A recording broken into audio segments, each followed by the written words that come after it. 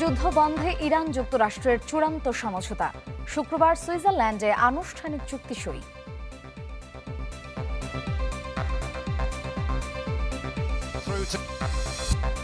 কোস্টগার্ডের অভিযানে বদলাচ্ছে সুন্দরবনের চিত্র। 5 মাসে 39 বনদস্যু আটক।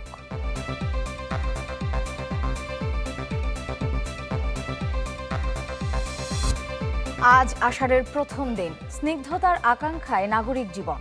রাজধানীতে বর্ষা উৎসব।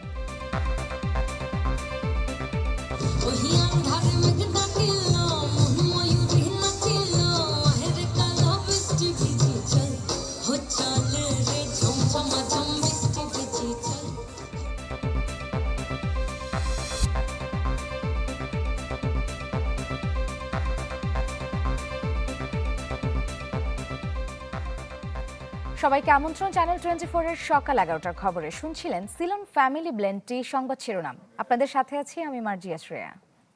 যুদ্ধবন্ধের সমঝোতায় পৌঁছেছে ইরান যুক্তরাষ্ট্র। শুক্রবার সুইজারল্যান্ডের জেনেভায় হবে আনুষ্ঠানিক চুক্তি সই। মার্কিন প্রেসিডেন্ট এবং মধ্যস্থতাকারী দেশ পাকিস্তানের প্রধানমন্ত্রী বিষয়টি নিশ্চিত করেছেন।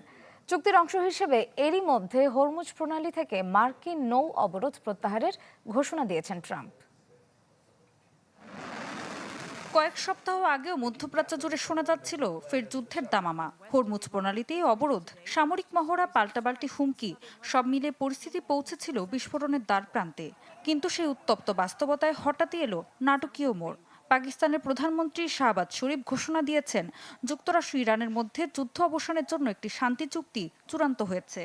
আগামী 19 জুন সুইজারল্যান্ডে হবে এর আনুষ্ঠানিক স্বাক্ষর। ঘোষণার কিছুক্ষণের মধ্যেই মার্কিন প্রেসিডেন্ট ডোনাল্ড ট্রাম্প জানিয়ে দেন, চুক্তি এখন সম্পূর্ণ। একই সঙ্গে তিনি হরমুজ প্রণালী খুলে দেওয়ার এবং ইরানের বিরুদ্ধে যুক্তরাষ্ট্রের নৌ অবরোধ প্রত্যাহারের অনুমোদন দিয়েছেন। ট্রাম্পের দাবি, যেখানে তার পূর্বসূরীরা ব্যর্থ হয়েছেন সেখানে তিনি মধ্যপ্রাচ্যে শান্তির পথ তৈরি করতে পেরেছেন। তেহরান এই সমঝোতাকে বড় অর্জন হিসেবে দেখছে। ইরানের উপপররাষ্ট্রমন্ত্রী জানিয়েছেন, পাকিস্তান কাতারের মধ্যস্থতায় টানা আলোচনা শেষে একমত হয়েছে দুই পক্ষ। তার দাবি, এই চুক্তির মাধ্যমে শুধু ইরান নয়, লেবানন সহ বিভিন্ন ফ্রন্টেও যুদ্ধ ও সামরিক অভিযান বন্ধ হবে। চুক্তির বিস্তারিত প্রকাশ করেছে ইরানের রাষ্ট্রীয় সংবাদ মাধ্যম, যেখানে বলা হয়েছে, সমঝোতার অন্যতম শর্ত হচ্ছে সব ফ্রন্টে স্থায়ী যুদ্ধবিরতি। যুক্তরাষ্ট্র প্রতিশ্রুতি দেবে যে তারা ইরানের অভ্যন্তরীণ বিষয়ে হস্তক্ষেপ করবে না। এছাড়া ইরানের তেল ও জ্বালানি খাতের ওপর আরোপিত নিষেধাজ্ঞা তুলে নেওয়া, জব্দ থাকা অর্থ ছাড়, নতুন নিষেধাজ্ঞা না দেয়া এবং সামরিক উপস্থিতি না বাড়ানোর বিষয়েও আলোচনায় রয়েছে। বিনিময়ে ইরান পুনরায় প্রতিশ্রুতি দেবে তারা পারমাণবিক অস্ত্র তৈরি করবে না। বিশ্লেষকরা বলছেন, এই চুক্তি সম্পন্ন হলে জাতিসংঘ নিরাপত্তা পরিষদের মাধ্যমে আন্তর্জাতিক স্বীকৃতি পাবে যুদ্ধবিরতি। ঋতু সাহা, চ্যানেল 24। রাতে বিশ্বকাপ মিশন শুরু হচ্ছে সাবেক চ্যাম্পিয়ন স্পেনের। প্রতিপক্ষ নবাগত দল কেপ ভার্দে। অন্য ম্যাচে বেলজিয়াম মুখোমুখি হবে মিশরের। আটলান্টায় দে লা ফুয়েন্তে শিশুরা নামবে রাত 10টায়। সিয়েটল স্টেডিয়ামে বেলজিয়াম মিশর লড়াই রাত 1টায়। অন্য ম্যাচে মায়ামিতে ভোর 4টায় উরুগুয়ের প্রতিপক্ষ সৌদি আরব। বিশ্ব চ্যাম্পিয়নদের প্রতিপক্ষ অভিষেকের অপেক্ষায় থাকা এক দেশ। তবে মঞ্চটা বিশ্বকাপ বলেই সতর্ক স্পেন। কেপ ভার্দে ম্যাচ তাই যাদের কাছে আসরের সবচেয়ে গুরুত্বপূর্ণ। এবারের আসরের ম্যাচগুলো দেখবেন, খুব হাড্ডাহাড্ডি লড়াই হচ্ছে। ফলাফল আগে থেকে অনুমান করার কোনো সুযোগ নেই। আমার মতে কেপ ভার্দের বিপক্ষে ম্যাচ টুর্নামেন্টের সবচেয়ে গুরুত্বপূর্ণ। এটি একদমই সহজ হবে না।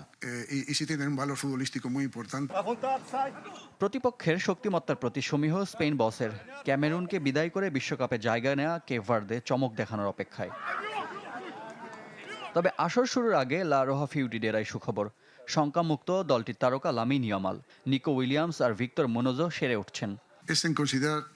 সবচেয়ে দারুণ খবর, লামিন ইয়ামাল সেরা ছন্দে আছে। নিকো আর ভিক্টরও ভালো করছে। কেপ ভার্দে ম্যাচ খেলতে প্রস্তুত, তবে তারা শুরুর একাদশে থাকছে না এটা নিশ্চিত। এইচ গ্রুপে স্পেনের বাকি দুই প্রতিপক্ষ উরুগুয়ে ও সৌদি আরব। এদিকে জি গ্রুপ ফেভারিট হিসেবে দাপুটে জয় আসর শুরু করতে চায় বেলজিয়াম। দলের শক্তিমত্তা, ফিফা র্যাঙ্কিং কিংবা বিশ্বকাপের অতীত সাফল্য রেড ডেভিলদের পক্ষে। সবশেষ 6 ম্যাচে অপরাজিত কেভিন ডি ব্রুইনারা। অন্যদিকে বিশ্বকাপে প্রথম জয়ে চোখ মিশরের। গ্রেটেস্ট শো অন আর্থে 3 আসরের 7 ম্যাচে এখনও জয়ের মুখ দেখেনি ফারাওরা। বেলজিয়াম ম্যাচে মোহামেদ সালাহদের বাড়তি আত্মবিশ্বাস যোগাবে মুখোমুখি পরিসংখ্যান। রেড ডেভিলদের সাথে 5 দেখায় 3 জয়ে এগিয়ে মিশর। রিফাত হোসেন, চ্যানেল 24। যুক্তরাষ্ট্রের কানসাস যেন বিশ্বকাপের রঙে রেঙেছে। এ শহরেই আর্জেন্টিনার বেস ক্যাম্প। আকাশে নীল জার্সিতে মুখর চারপাশ। বাংলাদেশি সাংবাদিক দেখে গানে গানে অভিনন্দন জানিয়েছে লাল সবুজের দেশকে। যুক্তরাষ্ট্র থেকে রেজওয়ানুজ্জামানের রিপোর্ট। আর্জেন্টিনার জন্যই যেন সুন্দর ক্যানসাস। বিমানবন্দর থেকে বিশ্বকাপের উত্তাপের দেখা মিলে। ব্যানার, হোর্ডিং, ফিফা স্টোর সবকিছুই জানান দিচ্ছে গ্রেটেস্ট শো অন আর্থের ভেন্যু এই শহর। তার চেয়েও বড় আলবি সেলেস্তেদের নীল ঢেউ। আকাশী নীল জার্সিতে মুখর চারপাশ। গান, আড্ডায় মাতিয়ে রেখেছে আর্জেন্টিনা সমর্থকরা। স্রোতের মতো আসছেন তারা নানা প্রান্ত থেকে। পরিচ্ছন্ন সাজানো গোছানো শহরে উত্তাপের বাড়াবাড়ি না থাকলেও সবাই জানে বিশ্বকাপ হচ্ছে। 94-এর সাথে 26-এর এটাই পার্থক্য।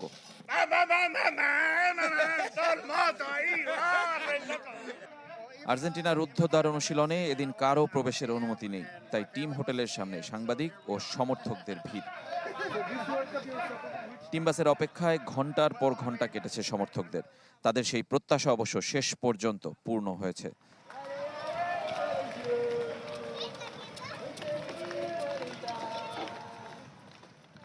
বাংলাদেশি শুনেই সমর্থকরা গানে গানে অভিনন্দন জানিয়েছে লাল সবুজের দেশকে। ইন্টারনেটের কল্যাণে এখন বড্ড চেনা হাজার মাইল দূরের দেশটি। আর্জেন্টিনার ম্যাচ দিয়ে বিশ্বকাপ যাত্রা শুরু হবে ক্যানসাসের। ক্যানসাসের যেখানেই যাবেন সেখানেই দেখা মিলবে নীল সমুদ্রের। আর্জেন্টাইন সমর্থকদের উপচে পড়া ভিড় এখন এই শহরে। বিশ্বকাপের উন্মাদনা আর রং এখন পুরোপুরি এই শহর জুড়ে। রেজওয়ানুজ্জামান, চ্যানেল 24, ক্যানসাস, যুক্তরাষ্ট্র। ক্যানসাসে ক্লোজ ডোর অনুশীলন শেষে হোটেলে ফিরেছে টিম আর্জেন্টিনা। যথারীতি লিওনেল মেসিদের এক পলক দেখতে সমর্থকদের উপচে পড়া ভিড়। আর্জেন্টিনা টিম বাস অনুশীলন শেষে কিন্তু তারা চলে এসছে এই অরিজিন হোটেলে। ক্যানসাস সিটির যে মধ্যে কিন্তু একদম অবস্থিত। দীর্ঘ অপেক্ষা ছিল পুরো দল জন্য সমর্থকদের। সেই দলকে আপনারা দেখতে পাচ্ছেন, তারা কিন্তু ঢুকছে ভেতরে। একে একে টিম বাসের আগে নিরাপত্তারক্ষীদের দীর্ঘ সারি এবং পরবর্তীতে কিন্তু আর্জেন্টিনার টিম বাস তারা কিন্তু প্রবেশ করছে এবং আর্জেন্টিনা লেখা সেই বাস এবং তাদেরকে দেখার জন্য কিন্তু শত শত সমর্থক ঘন্টার পর ঘন্টা অপেক্ষা করেছেন এবং শেষ পর্যন্ত সেই বাসটি ঢুকলো এবং সমর্থকদের উচ্ছ্বাস উল্লাস আমরা কিন্তু দেখতে পাচ্ছি। যদিও প্লেয়ারদেরকে কিন্তু খুব বেশি দেখার সুযোগ মেলেনি। কত কয়েক ঘন্টা ধরে কিন্তু আসলে এই দর্শকরা অপেক্ষায় ছিল এবং তারা কিন্তু দেখার চেষ্টা করেছে, যে দাঁড়িয়ে থেকেছে আর্জেন্টিনা দলেরকে দেখার জন্য। যদি লিওনেল মেসিকে দেখা যায়, ছুটছেন তারা আরো সামনে, কিন্তু আসলে খুব বেশি সুযোগ কিন্তু তাদের মিলবে না, কেননা আর্জেন্টিনা দল আসলে এমন জায়গায় ঢুকে যায় সেখান থেকে কিন্তু আসলে প্লেয়ারদের আসলে খুব বেশি দেখার সুযোগ নেই। এবং একজন নিরাপত্তা রক্ষীর সাথে আমাদের কথা হচ্ছিল, তিনি বলছিলেন যে গত 3 দিনে তিনি এই দায়িত্ব পালন করছেন, কিন্তু কখনোই কোনো প্লেয়ারের সাথে দেখা হয়নি তার, এবং কোনো প্লেয়ারের চেহারাও কিন্তু তিনি দেখতে পারেননি। বাসের বাইরে থেকে কেউ নামেননি এবং বাসের ভেতর থেকে হয়তো হাত নেড়েছেন, কিন্তু বাইরে কেউই কিন্তু আর নামেননি। সুতরাং বুঝতেই পারছেন যে লিওনেল মেসিরটা নেই, মূলত তারা কিন্তু এসেছেন এবং তারা কিন্তু এসেছেন মেসি সহ পুরো দলের জন্যই। কিন্তু লিওনেল মেসি আসলে এই আয়োজনের মধ্যমণি, কেন্দ্রবিন্দু। আসছে বাজেটে নেওয়া হয়েছে ব্যাংক খাতের ঝুঁকি মোকাবিলায় নজরদারির উদ্যোগ, যার লক্ষ্য অনিয়ম দুর্নীতির অবসান, ব্যাংক খাত পুনর্গঠন ও খেলাপি ঋণ নিয়ন্ত্রণ। তবে বাজেট ঘাটতি মেটাতে এ খাত থেকে 1,12,000 কোটি টাকা ঋণ নেয়ার পরিকল্পনাও আছে সরকারের। এর ফলে চাপে পড়তে পারে বেসরকারি খাত। মাসুম মিয়ার প্রতিবেদনে বিস্তারিত। তারল্য সংকট, খেলাপি ঋণের বোঝা আর সুশাসনের অভাব। দেশের ব্যাংক খাত দীর্ঘদিন ধরেই নানামুখী সংকটে জর্জরিত। এবারের 2026-27 অর্থ বছরের বাজেটে এ খাতকে টেনে তুলতে বড় ধরনের সংস্কারের রূপরেখা দেয়া হয়েছে। আমরা ব্যাংকিং ব্যবস্থা হতে ঋণ গ্রহণের পরিমাণ ব্যাংক খাতের শৃঙ্খলা ফেরাতে এবং দুর্বল ব্যাংকগুলোর অবস্থা পুনরুদ্ধারে প্রায় ৩৬,৭০০ কোটি টাকার বিশেষ বরাদ্দ রাখা হয়েছে। এছাড়া খেলাপি ঋণ নিয়ন্ত্রণে ব্যাংক ব্যবস্থায় জবাবদিহিতা নিশ্চিত করার পাশাপাশি চালু করা হচ্ছে বিশেষ ঝুঁকিভিত্তিক তদারকি কাঠামো। এই বিশ্লেষক বলছেন, বাজেটে শুধু অর্থ বরাদ্দ দিলেই সুফল মিলবে না, ফেরাতে হবে ব্যাংক খাতে গ্রাহকদের আস্থা। ব্যাংকিং খাতে জনগণের আস্থা পুনরুদ্ধার করা যদি না যায় এবং যে বিশাল পরিমাণ ঋণ খেলাপি আছে, এই খেলাপি ঋণ যদি পুনরুদ্ধার করার যদি সত্যিকার অর্থে স্বল্প, মধ্য এবং দীর্ঘমেয়াদী কোনো রোডম্যাপ যদি উপস্থাপন করা না যায়, তাহলে এই থোক বরাদ্দের মাধ্যমে কিন্তু আসলে ব্যাংকিং খাতের যে ক্ষত, এটা হয়তো দীর্ঘমেয়াদে পুনরুদ্ধার করা সম্ভব হবে না। তবে চিন্তার কারণ হয়ে দাঁড়িয়েছে বাজেট ঘাটতি মেটাতে সরকারের ব্যাংক নির্ভরতা। নতুন অর্থবছরে ব্যাংক ব্যবস্থা থেকে ১,১২,০০০ কোটি টাকা ঋণ নেয়ার প্রস্তাব করেছে সরকার, যা ২০২৫-২৬ অর্থবছরে লক্ষ্য ছিল ১,০৪,০০০ কোটি টাকা। বিশ্লেষকদের মতে এতে বেসরকারি খাতের ঋণের প্রবাহ কমে যাওয়ার শঙ্কা রয়েছে। যত্রতত্র লোন নেওয়ার জন্য, যে কোনো মূল্যে লোন নেওয়ার জন্য জায়গাটা সংকুচিত হয়ে আসলে সেখানে খুব ভেবে চিন্তে লোন নেওয়ার প্রয়োজন, এবং যেখানে একেবারে না নিলেই নয় শুধু সেই জায়গাটা নিতে হবে। সুতরাং খুব বড় লোন টার্গেট রাখলে ওই যে ঋণের দুষ্ট চক্রে যেটা আমরা পড়ে গেছি অলরেডি, সেটা থেকে কিন্তু আমরা বেরোতে পারবো না। অর্থ বছরের বাজেট প্রস্তাবে করের আওতা বাড়াতে করদাতা শনাক্তকরণ নম্বর TIN, নতুন ব্যাংক হিসাব খোলায় বাধ্যতামূলক করার প্রস্তাব রয়েছে। এতে পিছিয়ে পড়া স্বল্প আয়ের ও সুবিধা বঞ্চিত মানুষ ব্যাংক সেবায় বঞ্চিত হবে বলেও মনে করেন অর্থনীতিবিদরা। মাসুম মিয়া, চ্যানেল 24, ঢাকা। রাজধানীর বনানীর একটি হোটেলে অনুষ্ঠিত হচ্ছে বাংলাদেশের কৃষি খাতের সম্ভাবনা নিয়ে বিশ্বব্যাংক ও বেসরকারি গবেষণা সংস্থা সানেমের প্রতিবেদন প্রকাশ অনুষ্ঠান। সরাসরি চলে যাচ্ছি সেখানে। For interest rate has also changed. The criteria for grace period has also changed. So getting loans from international sources is challenging also, because then countries will have to bilaterals, or if it is from commercial sources, they will look at your country rating. So that's one factor. And then the other part is that if we really target the bilaterals or some of the multilaterals, it has the whole financial architecture in recent period has changed. Countries are looking at other areas, because every other day there were some places where we will observe geopolitical tension. Every other day there will be war, there will be refugee crisis, there will be natural disasters, so all of this. So the focus of countries change. So that's why we see that ODA, Overseas Development Assistance, has declined drastically. But again, we are not qualified, we are reducing, so we are coming out of that qualification. So ODA is really low, but as I said, that for external loans, commercial loans, we'll have to maintain our credibility, financial credibility, so all of this. So the fiscal discipline, coming back to your question, that the fiscal discipline will have to be, followed through very carefully, because on the one hand, we are following a contractionary monetary policy, because interest rate, inflation is high for the last 4 years or so. But on the other hand, looking at the nature of the budget, it is an expansionary fiscal policy. So how do you match? It is a tough call, because if you want to, because the government has the target to have a GDP growth of 6.5%. And this year, in the current year, it is projected that BBS has projected that it will be 4.14%, though the Ministry of Finance has a target of 5%. But even if it is 5%, going forward, 6% within this fiscal management will be really difficult. And then the target for inflation control is also. দর্শক, এতক্ষণ আমরা সরাসরি যুক্ত ছিলাম সানেমের প্রতিবেদন প্রকাশ অনুষ্ঠানে। কূটনৈতিক পত্র দিয়ে আগাম অবহিত করার পরও দিল্লিতে প্রবেশে বাধা পেয়েছেন প্রধানমন্ত্রীর উপদেষ্টা ডাক্তার জাহিদুর রহমান। পরে ঢাকার পথে রওনা দেন তিনি। জানা গেছে, ইন্ডিয়ান ওশান ড্রিম অ্যাসোসিয়েশনের একটি অনুষ্ঠানে অংশ নিতে রোববার বিকেলে ঢাকা ছাড়েন ডাক্তার জাহেদ। দিল্লি বিমানবন্দরে পৌঁছালে সেখানে দেশটির ইমিগ্রেশনে তাকে 2.5 ঘন্টা বসিয়ে রাখা হয়। এমন পরিস্থিতিতে জাহিদুর রহমান দেশে ফেরার সিদ্ধান্ত নেন। রাতেই তিনি দিল্লি থেকে কলম্বোর উদ্দেশ্যে রওনা করেছেন। আজ দুপুরের আগেই তার দেশে ফেরার কথা রয়েছে। যদিও এ বিষয়ে দূতাবাস বা সংশ্লিষ্ট কারো বক্তব্য পাওয়া যায়নি।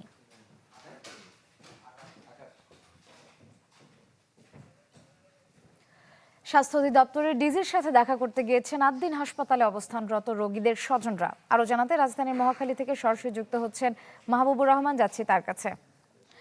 মাহবুব, ডিজির সাথে কি দেখা করতে পেরেছে রোগীদের স্বজনরা? কি আলোচনা হয়েছে জানাবেন বিস্তারিত। শ্রেয়া, কিছুক্ষণ আগে এখানে আদ্দিন হাসপাতালে যে সকল রোগীরা ভর্তি রয়েছেন তাদের স্বজনরা এসেছেন এবং তারা এখানে স্বাস্থ্য অধিদপ্তরে এসেছেন। এখানে তারা দেখা করতে চান স্বাস্থ্য অধিদপ্তরের মহাপরিচালকের সাথে এবং তারা কিছু কথা বলছিলেন যে এই মুহূর্তে যারা আদ্দিন হাসপাতালে রয়েছেন ঠিক তাদেরকে সেই হাসপাতাল ছাড়ার কথা বলছেন হাসপাতাল কর্তৃপক্ষ, কারণ সরকারি নির্দেশনা যেহেতু রয়েছে সেই কথাই কিন্তু হাসপাতাল স্বভাবতই হাসপাতাল কর্তৃপক্ষ বলছেন। তবে এখানে যারা দেখা করতে এসেছেন স্বাস্থ্য অধিদপ্তরে তারা বলছেন যে 6টি হাসপাতালে নেয়ার কথা বলা হয়েছে, সেই হাসপাতালগুলোতে আসলে তারা যে সেবাটি চাচ্ছেন সেটি আসলে এই মুহূর্তে তারা পাচ্ছে না। তারা যেটি বলছিলেন যে NICU এর যে ব্যবস্থা এটি আসলে অন্যান্য যে হাসপাতালের কথা বলা হয়েছে যে কয়টি সেই হাসপাতালগুলিতে এই মুহূর্তে তারা পাবেন না, তারা যোগাযোগ করেছেন এই কথা তারা বলছেন। এবং যে সকল ক্রিটিক্যাল রোগী রয়েছেন সেই হাসপাতালে সেই সকল রোগীদেরকে আসলে এই মুহূর্তে সরিয়ে নেওয়া কতটুকু যৌক্তিক হবে সেই কথাটিও কিন্তু তারা বলছেন। এবং কিছুক্ষণ আগে তারা এসেছেন এবং তারা এখানে অপেক্ষা করছেন এই মুহূর্তে এবং তাদের কয়েকজন কিন্তু ভেতরে গিয়েছেন এবং তারা দেখা করার জন্য যে সকল প্রক্রিয়া রয়েছে সেই প্রক্রিয়া সম্পন্ন করার পর তারা দেখা করতে পারবেন। এবং আমরা তাদের সাথে কথা বলেছিলাম, তারা যেটি বলছিলেন বিশেষ করে যে 6টি হাসপাতালের কথা বলা হয়েছে সেই হাসপাতালগুলিতে আসলে তারা যে সেবাটি চাচ্ছেন সেই সেবাটি আসলে এই মুহূর্তে পাওয়া তাদের পক্ষে সম্ভব হচ্ছে না, সেই সমস্যার কথাটি তারা কিন্তু বলছিলেন। শ্রেয়া, ধন্যবাদ মাহবুব। দর্শক, আমাদের সাথে সরাসরি যুক্ত ছিলেন মাহবুবুর রহমান, জানাচ্ছিলেন আদ্দিন হাসপাতালে অবস্থানরত রোগীদের স্বজনদের স্বাস্থ্য অধিদপ্তরের ডিজির সাথে দেখা করার বিষয়ে। নেপাল থেকে আরও 20 মেগাওয়াট বিদ্যুৎ পাওয়ার কথা ছিল বাংলাদেশের। বিদ্যুৎ রপ্তানি নিয়ে নেপাল ভারতকে আবারও বসতে হবে আলোচনায়, তবে তা কবে হবে সেটি এখনও ঠিক হয়নি। সংকট উত্তরণে দিল্লির সাথে কূটনৈতিক আলোচনার বিকল্প দেখছেন না বিশেষজ্ঞরা। ভৌগোলিক অবস্থানের কারণে বাংলাদেশ নেপাল বিদ্যুৎ বাণিজ্যে ভারতকে এড়ানো প্রায় অসম্ভব। ট্রানজিট হিসেবে কাজ করায় দুই দেশের বিদ্যুৎ আদান প্রদানে একরকম অঘোষিত নিয়ন্ত্রক প্রতিবেশী দেশটি। এমন বাস্তবতায় নতুন করে অস্বস্তির জন্ম দিয়েছে নেপাল থেকে দেশে বাড়তি 20 মেগাওয়াট বিদ্যুৎ রপ্তানি স্থগিতের খবর।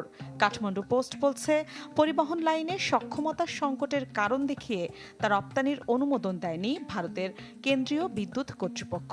ফলে এখন থেকে শুধুমাত্র 40 মেগাওয়াট বিদ্যুৎ রপ্তানি করবে নেপাল। ভারতের এমন অবস্থানের পেছনে সরাসরি রাজনৈতিক কারণ না দেখলেও এমন সংকটের আঁচ আগেই ছিল বলছেন বিশেষজ্ঞরা। সেই সাথে ভারতের একমুখী সুবিধা নেয়ারও সমালোচনা করেন বিশেষজ্ঞরা। যেখানে ভিসা রেস্ট্রিক্টেড সেখানে সেই দেশের বিদ্যুৎ আনার জন্য কোনো রেস্ট্রিকশন ফেস করবো না আমরা, এটা তো ভাবা যায় না। আমরা তাদের ব্যবসা বাণিজ্যের জন্য ট্রানজিট দিচ্ছি, আমরা বিদ্যুতের আনার জন্য ট্রানজিট পাবো না। কিন্তু সেই জায়গায় যদি তারা আবার সেই বিদ্যুৎ ব্যবসা করে, মুনাফা করে, তাহলে তো সেখানে আরো ব্যয় দিতে হবে।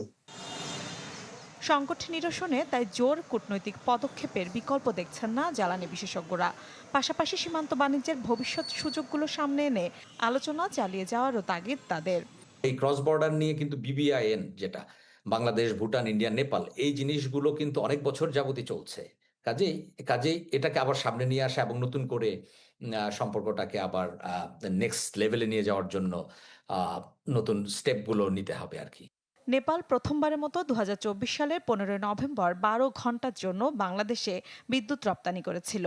গেল বছরের 27 নভেম্বর ঢাকায় অনুষ্ঠিত নেপাল ভারত জয়েন্ট স্টিয়ারিং কমিটির বৈঠকে বাংলাদেশে আরও 20 মেগাওয়াট বিদ্যুৎ রপ্তানি বাড়ানোর বিষয়ে নীতিগত সম্মতি হয়। একই সাথে প্রয়োজনীয় প্রক্রিয়ায় এগিয়ে নেওয়ার বিষয়েও সমঝোতা হয় তখন। মিলা খন্দকার, চ্যানেল 24। কোস্টগার্ডের তৎপরতায় বদলাচ্ছে সুন্দরবনের চিত্র। 5 মাসে আটক হয়েছেন অন্তত 39 বনদস্যু। উদ্ধার করা হয়েছে 41 জিম্মিকে। সমন্বিত অভিযানে বিপুল অস্ত্র ও গোলাবারুদ সহ আত্মসমর্পণ করেছে বেশ কয়েকটি দস্যু বাহিনী। তবে এখনও সক্রিয় ৬-৭টি গ্রুপ। সুন্দরবন ঘুরে এসে সুলতান মাহমুদ আরিফের রিপোর্ট, ছবি তুলেছেন স্বাধীন ইসলাম। ভয়ঙ্কর সুন্দরবনে যদি কিছু থেকে থাকে সেটি সুন্দরবন। উপমহাদেশের বিশাল কয়েকটি নদীর বয়ে আনা পলিতে গড়ে ওঠা এই বনে প্রকৃতি যেন উজাড় করে দিয়েছে নিজেকে। হাজার প্রজাতির গাছপালা আর বন্যপ্রাণীর এই আদিম লীলাভূমির লাইফলাইন হলো এর খাল আর নদীগুলো।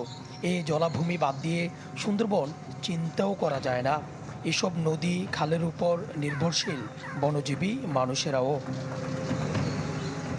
কিন্তু দীর্ঘ সময় ধরে বনের আড়ালে এসব নদী খালকে অপরাধ ক্ষেত্র হিসেবে ব্যবহার করেছে দস্যু নামধারীরা, যারা বিভিন্ন গ্রুপ উপগ্রুপে বিভক্ত হয়ে অপহরণ, মুক্তিপণ, লুটপাটার প্রাণহানি ঘটায়, যা ছিল জেলে, মৌয়াল ও বনজীবীদের জন্য চরম আতঙ্কের।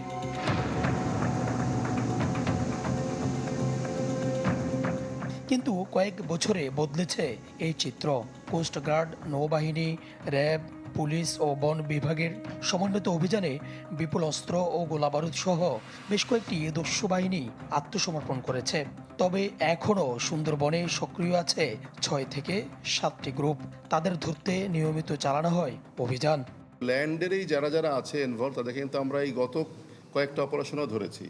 তো এটা একটা আমাদের জন্য একটা, এবং আমরা কিন্তু তারা বুঝতে পারি যে তারা কোন দিক দিয়ে অপারেট করতেছে। আমাদের অনেক ট্র্যাকিং ব্যবস্থা আছে, সেভাবে ল্যান্ডেগুলোকে আমরা ধরেছি। সরকার থেকে শুরু করে আমাদের নিজস্ব সদর দপ্তর বা আমরা অত্যন্ত স্ট্রং ফুটেজে আছি। আমরা বাহিনীর ভাবমূর্তিকে কোনোভাবেই নিচে নামতে দিব না। এ ধরনের অভিযানে কখনো কখনো হামলার শিকার হতে হয় কোস্টগার্ডকে। গত 11 জুন মোংলার জয়মনের গোল এলাকায় কোস্টগার্ড স্টেশনে হামলা চালায় একটি গ্রুপ। এতে আহত হয় সংস্থাটির বেশ কয়েকজন সদস্য। বাহিনীটি বলছে দস্যুতার সুযোগ না পাওয়াতেই হামলা চালানো হয়েছে। প্রতিটা জোনের যে বিস্তৃতি, সেই তুলনায় জনবল অত্যন্ত কম। সেটা দিয়ে আমাদের এই সীমিত জনবল দিয়ে আমরা আসলে দিন রাত যেভাবে কাজ করছে, আমার লোকজনের রেস্ট হয় না। আমাদের যে কোনো যৌথ অপারেশন আমরা যখন যাচ্ছি, আমরা কিন্তু সব সাপোর্ট পাচ্ছি। সুন্দরবন দিয়ে অতীতে বাংলাদেশে পুশিনের চেষ্টা হয়েছে বহু, নতুন করে আর সেই সুযোগ নেই, এমনটি জানান কোস্টগার্ডের জোনাল কমান্ডার। সুন্দরবনের নিরাপত্তা, বনদস্যু দমন এবং জীববৈচিত্র্য রক্ষায় কাজ করছে বাংলাদেশ কোস্টগার্ড। একই সাথে উপকূলীয় অঞ্চলে চোরাচালান এবং বিভিন্ন অপরাধ দমনে নজরদারি রয়েছে তাদের। বাহিনীটি বলছে জাতীয় সম্পদ এবং পরিবেশ সুরক্ষায় আরও কার্যকর উদ্যোগ গ্রহণ করবে তারা। সুলতান মাহমুদ আরিফ, চ্যানেল 24, সুন্দরবন।